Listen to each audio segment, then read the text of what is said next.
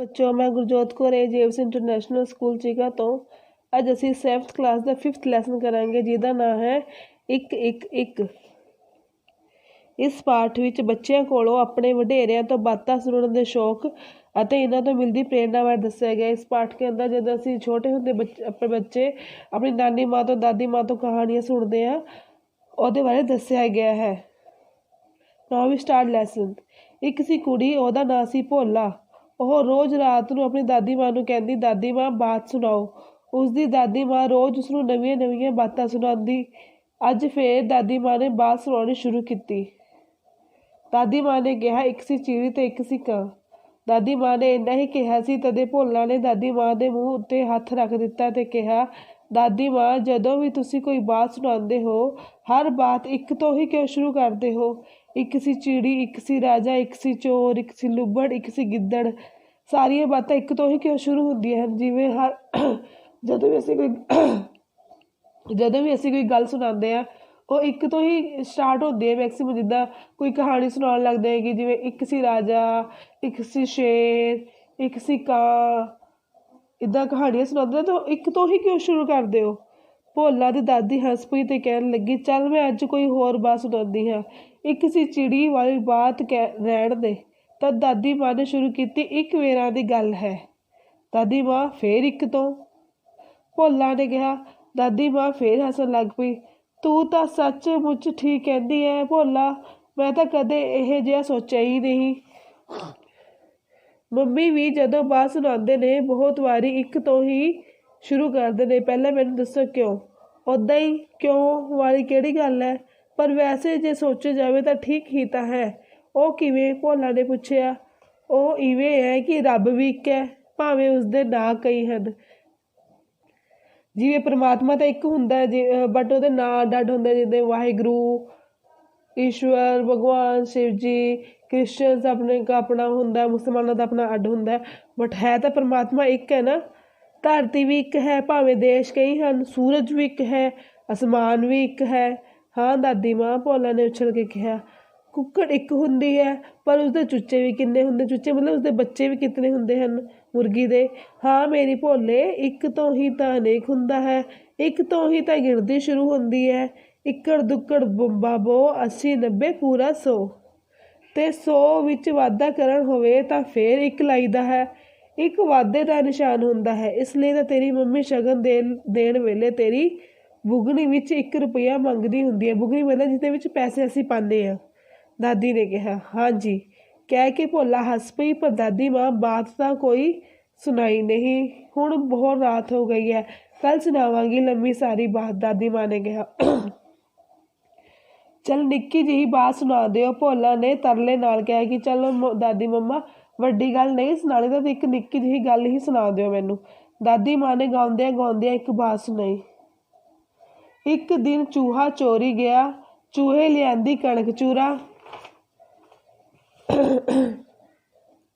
ਕਹਿੰਦਾ ਲੈ ਨੀ ਚੂਹੀਏ ਮਨ ਪਕਾ, ਆਟਾ ਗੁੰਨਣਾ ਆਇਆ ਨਾ। ਚੂਹੀ ਨੇ ਮਨ ਪਕਾਇਆ ਨਾ ਕਰਕੇ ਕੁੱਟਮਾਰ, ਚੂਹੇ ਨੇ ਚੂਹੀ ਨੂੰ ਕੱਢਿਆ ਬਾਹਰ। ਕਿ ਇੱਕ ਦਿਨ ਇੱਕ ਚੂਹਾ ਚੋਰੀ ਕਰਕੇ ਲੈ ਕੇ ਆਇਆ। ਕੀ ਚੋਰੀ ਕਰਕੇ ਲੈ ਕੇ ਆਇਆ? ਆਟਾ। ਤੇ ਉਸਨੇ ਆ ਕੇ ਆਟਾ ਚੂਹੀ ਨੂੰ ਕਿਹਾ ਕਿ ਆਟਾ ਗੁੰਨ, ਬਟ ਚੂਹੀ ਨੂੰ ਆਟਾ ਗੁੰਨਣਾ ਨਹੀਂ ਆਇਆ। ਤਾਂ ਫੇਰ ਚੂਹੇ ਨੇ ਚੂਹੀ ਦੀ ਕੁਟਾਈ ਕੀਤੀ, ਮਾਰ ਕੁੱਟ ਕੀਤੀ ਉਹਦੇ ਨਾਲ। ਚੂਹੇ ਨੇ ਚੂਹੀ ਨੂੰ ਘਰ ਤੋਂ ਬਾਹਰ ਕੱਢ ਦਿੱਤਾ। ਉੱਤੋਂ ਆ ਗਿਆ ਥਾਣੇਦਾਰ, ਦਿੱਤੀ ਚੂਹੇ ਦੀ ਭਗਤ ਸਵਾਰ। ਚੂਹੇ ਨੂੰ ਲਾਈ ਹੱਥਕੜੀ, ਚੂਹੇ ਦੀ ਚੋਰੀ ਗਈ ਫੜੀ। ਉੱਤੋਂ ਮਤਲਬ ਕਿ ਜਦੋਂ ਉਹ ਚੂਹੀ ਨੂੰ ਘਰ ਤੋਂ ਬਾਹਰ ਕੱਢ ਰਿਹਾ ਸੀ ਤਾਂ ਥਾਣੇਦਾਰ ਆ ਗਿਆ। ਤਾਂ ਫਿਰ ਥਾਣੇਦਾਰ ਨੇ ਚੂਹੇ ਦੀ ਬਹੁਤ ਭੁਗਤ ਸਵਾਰ ਕੀਤੀ, ਮਤਲਬ ਕਿ ਬਹੁਤ ਛਿੱਤਰੇ ਲਾਏ, ਉਹਨੂੰ ਬਹੁਤ ਕੁੱਟਿਆ ਮਾਰਿਆ ਤੇ ਚੂਹੇ ਨੂੰ ਹੱਥਕੜੀ ਲਾਤੀ। ਕਿ ਤੁਸੀਂ ਕਿਉਂ ਚੂਹੇ ਨੂੰ ਘਰ ਤੋਂ ਬਾਹਰ ਕੱਢਿਆ, ਉਹਦੀ ਕਿਉਂ ਮਾਰਿਆ ਉਹਨੂੰ? ਚੂਹੇ ਦੀ ਚੋਰੀ ਕੀ ਫੜੀ? ਫਿਰ ਉਹਦੀ ਚੋਰੀ ਵੀ ਫੜੇਗੀ ਜਿਹੜਾ ਉਹ ਆਟਾ ਚੋਰੀ ਕਰਕੇ ਲੈ ਕੇ ਆਇਆ ਸੀ। ਭੋਲਾ ਨੂੰ ਹੁਣ ਨੀਂਦ ਆ ਗਈ ਸੀ ਤੇ ਦਾਦੀ ਮਾਂ ਪਿਆਰ ਨਾਲ ਉਸਦਾ ਸਿਰ ਪਲੋਸ ਰਹੀ ਸੀ ਤੇ ਆਖ ਰਹੀ ਸੀ। ਸਿਰ ਪਲੋਸਣਾ ਮਤਲਬ ਉਹਦੇ ਸਿਰ ਤੇ ਹੱਥ ਫੇਰਦੀ ਸੀ। ਇੰਨੀ ਮੇਰੀ ਬਾਤ ਉੱਤੋਂ ਪੈ ਗਈ ਰਾਤ, ਛੱਤਣਾ ਸੀ ਕੋਠਾ, ਛੱਤ ਲਈ ਸਬਾਤ ਤੇ ਭੋਲਾ ਕੂਕ ਸੋ ਗਈ। ਮਤਲਬ ਕਿ ਭੋਲਾ ਨੂੰ ਫਿਰ ਨੀਂਦ ਆ ਗਈ। This is all your lesson. Now we start ਔਖੇ ਸ਼ਬਦਾਂ ਦੇ ਅਰਥ। ਬਾਤ ਕਹਾਣੀ। ਚੂਚੇ ਕੁਕੜੀ ਦੇ ਬੱਚੇ ਮਤਲਬ ਮੁਰਗੀ ਦੇ ਬੱਚੇ।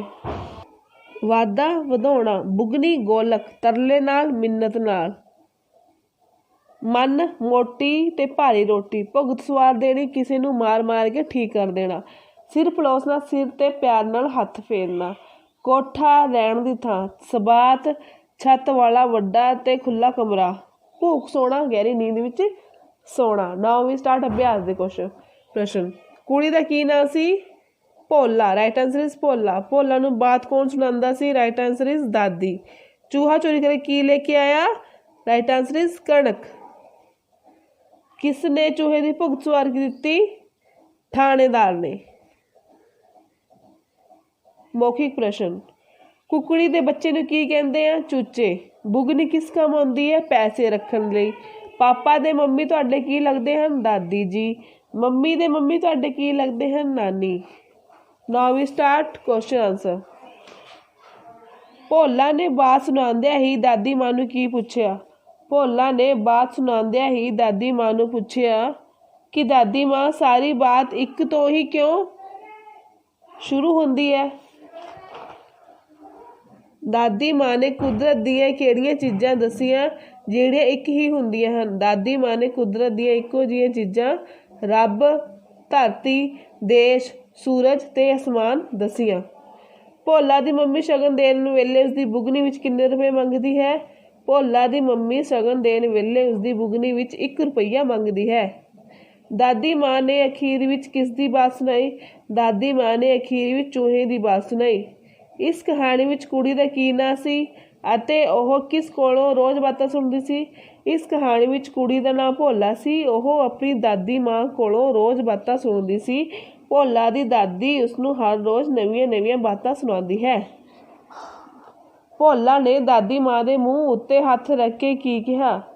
ਭੋਲਾ ਨੇ ਦਾਦੀ ਮਾਂ ਦੇ ਮੂੰਹ ਉੱਤੇ ਹੱਥ ਰੱਖ ਕੇ ਕਿਹਾ ਕਿ ਦਾਦੀ ਮਾਂ, ਤੁਸੀਂ ਜਦੋਂ ਵੀ ਕੋਈ ਬਾਤ ਸੁਣਾਉਂਦੇ ਹੋ ਤੁਹਾਡੀ ਹਰ ਇੱਕ ਗੱਲ ਇੱਕ ਤੋਂ ਹੀ ਕਿਉਂ ਸ਼ੁਰੂ ਹੁੰਦੀ ਹੈ? ਚੂਹਾ ਚੋਰੀ ਕਰਕੇ ਕੀ ਲਿਆਇਆ ਅਤੇ ਆ ਕੇ ਚੂਹੀ ਨੂੰ ਕੀ ਕਿਹਾ? ਚੂਹਾ ਚੋਰੀ ਕਰਕੇ ਆਟਾ ਲੈ ਕੇ ਆਇਆ ਤੇ ਆ ਕੇ ਚੂਹੀ ਨੂੰ ਰੋਟੀ ਪਕਾਉਣ ਲਈ ਕਿਹਾ। ਚੂਹੀ ਨੂੰ ਰੋਟੀ ਪਕਾਉਣੀ ਨਹੀਂ ਆਈ ਤੇ ਚੂਹੇ ਨੇ ਚੂਹੀ ਨਾਲ ਕੁੱਟਮਾਰ ਕੀਤੀ ਤੇ ਉਸ ਨੂੰ ਬਾਹਰ ਕੱਢ ਦਿੱਤਾ।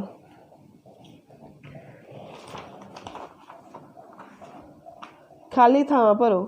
ਦਾਦੀ ਮਾਂ ਰੋਜ਼ ਭੋਲਾ ਨੂੰ ਡੈਸ਼ ਸੁਣਾਉਂਦੀ ਸੀ? ਬਾਤਾਂ। ਇੱਕੜ ਦੁੱਕੜ ਬੰਬਾ ਬੋ 80 90 ਪੂਰਾ 100। 100 ਵਿੱਚ ਵਾਧਾ ਕਰਨ ਲਈ ਫਿਰ ਇੱਕ ਡੈਸ਼ ਲਾਈਦਾ ਹੈ 1। ਇੱਕ ਦਿਨ ਚੂਹਾ ਚੋਰੀ ਗਿਆ। ਚੂਹੀ ਲਿਆਂਦੀ ਡੈਸ਼ ਚੂਰਾ, ਕਣਕ ਚੂਰਾ। ਛੱਡਣਾ ਸੀ ਕੋਟਾ, ਛੱਤ ਲਈ ਡੈਸ਼ ਸਬਾਤ। ਉਚਿਤ ਮਿਲਾਨ ਕਰੋ। ਰੱਬ ਵੀ ਇੱਕ ਹੈ ਭਾਵੇਂ ਉਸਦੇ ਨਾਂ ਕਈ ਨੇ। ਧਰਤੀ ਵੀ ਇੱਕ ਹੈ ਭਾਵੇਂ ਦੇਸ਼ ਕਈ ਨੇ। ਇੱਕੜ ਦੁੱਕਾ ਬੰਬਾ ਬੋ 80 90 ਪੂਰਾ 100। ਇੰਨੀ ਮੇਰੀ ਬਾਤ ਉੱਤੇ ਪੈ ਗਈ ਰਾਤ। ਸਹੀ ਵਾਕ ਦੇ ਸਾਹਮਣੇ ਰਾਈਟ ਦਾ ਨਿਸ਼ਾਨ ਲਾਓ ਤੇ ਗਲਤ ਵਾਕ ਦੇ ਸਾਹਮਣੇ ਰੋਂਗ ਦਾ। ਦਾਦੀ ਕੁੜੀ ਨੂੰ ਰੋਜ਼ ਬਾਤਾਂ ਸੁਣਾਉਂਦੀ ਸੀ। ਰਾਈਟ। ਰੱਬ ਅਨੇਕ ਹਨ। ਰੋਂਗ। 100 ਵਿੱਚ ਵਾਧਾ ਕਰਨ ਲਈ 1 ਲਾਈਦਾ ਹੈ। ਰਾਈਟ। ਭੋਲਾ ਦੀ ਮੰਮੀ ਉਸਦੀ ਬੁਗਨੀ ਵਿੱਚ ਸ਼ਗਨ ਦੇਣ ਵੇਲੇ 10 ਰੁਪਏ ਲੈਂਦੀ ਹੈ। ਰੋਂਗ। 1 ਰੁਪਇਆ ਲੈਂਦੀ ਸੀ। ਚੂਹੀ ਨੂੰ ਹੱਥਕੜੀ ਲਾ ਦਿੱਤੀ ਗਈ। ਰੋਂਗ। ਚੂਹੇ ਨੂੰ ਲਾਈ ਸੀ। ਵਿਆਕਰਣ। ਕੁੜੀ ਮੁੰਡਾ, ਚਿੜੀ ਚਿੜਾ, ਮੰਮੀ ਪਾਪਾ, ਦਾਦੀ ਦਾਦਾ, ਰਾਣੀ ਰਾਜਾ, ਕੁੱਕੜ ਕੁਕੜੀ ਕੁੱਕੜ। ਦਾਦੀ ਕਿਸ ਦੀ ਮਾਤਾ ਹੁੰਦੀ ਹੈ? ਰਾਈਟ ਆਂਸਰ ਇਜ਼ ਪਿਤਾ ਦੀ। ਦਾਦੀ ਦੇ ਘਰ ਵਾਲੇ ਨੂੰ ਕੀ ਕਹਿੰਦੇ ਹਨ? ਰਾਈਟ ਆਂਸਰ ਇਜ਼ ਦਾਦਾ। ਮੰਮੀ ਦੇ ਪਿਤਾ ਨੂੰ ਕੀ ਕਹਿੰਦੇ ਹਾਂ? ਮੰਮੀ ਦੇ ਪਿਤਾ ਨੂੰ ਕੀ ਕਹਿੰਦੇ? Right answer is Nana.